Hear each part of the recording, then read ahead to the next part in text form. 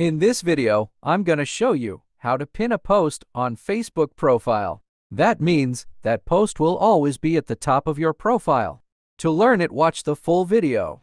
First of all, make sure that you are connected with the internet, and once you connected with internet, then open your Facebook app. Then tap on the three lines at the top right side. Then go to your Facebook profile. Now, make sure that your Facebook app is up to date. If your Facebook app is not up to date, then update it from Play Store. After update your Facebook app, then go to your Facebook profile and select a post. You will see three dots next to your post. Tap on it. After that, at the top you will see an option called Pin Post. Tap on it.